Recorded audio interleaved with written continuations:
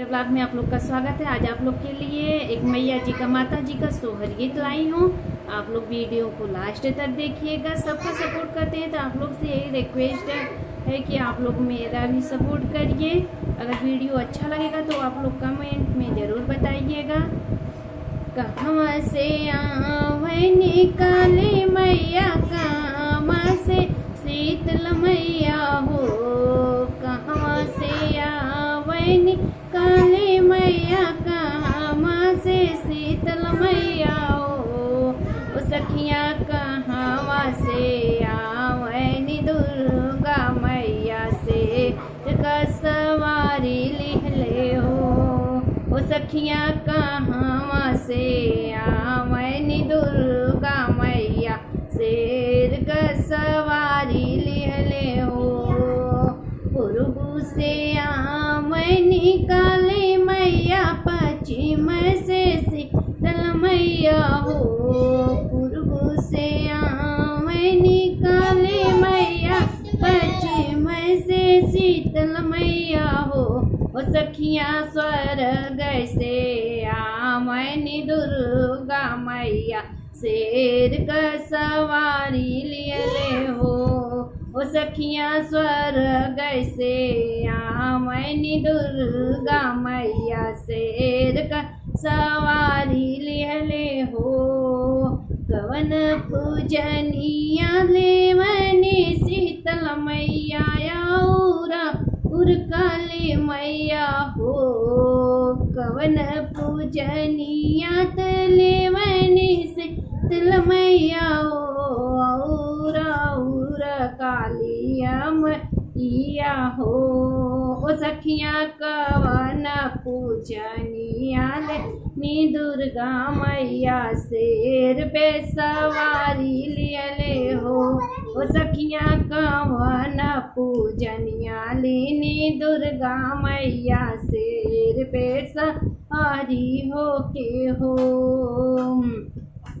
पियरी कढ़ाइयात लेने शीतल मैया हो।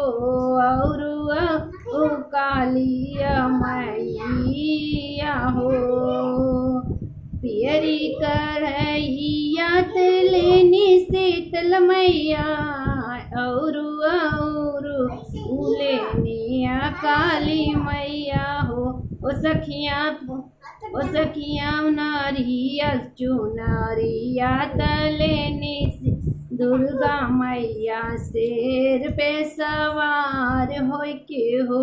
ओ सखिया चुनरिया नारियल लेनी दुर्गा मैया शेर पे सवार होय के हो। ओ सखिया नारियल चुनरी तलेनी दुर्गा मैया शेर पे सवार होय के हो। कहवा बैठनी शीतल मैया उरा काली मैया हो।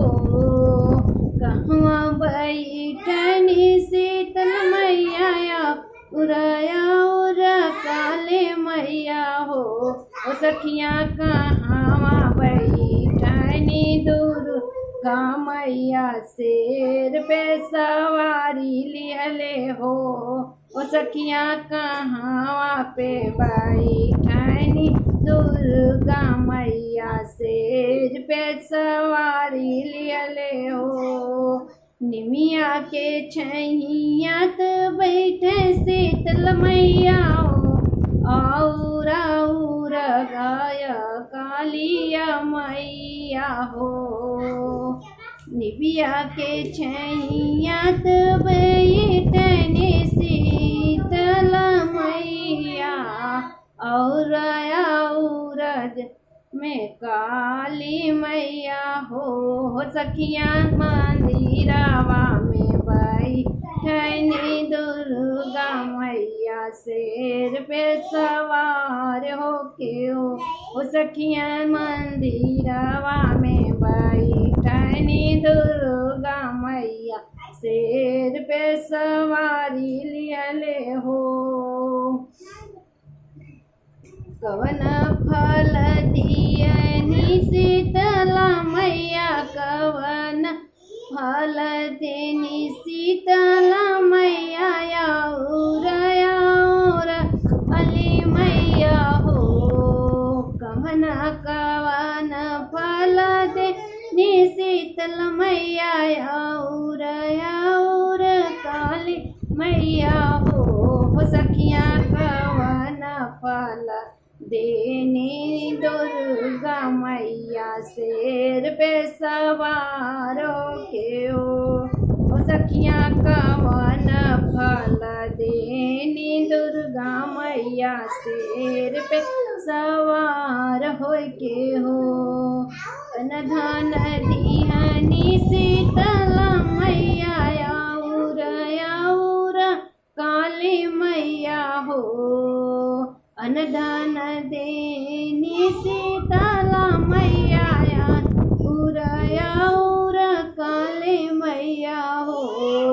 सखिया पुत्री के दिहनी दुर्गा मैया, शेर पे सवार हो के हो। सखिया पुत्री के जन्म दिहनी दुर्गा मैया, शेर पे सवार हो के ना।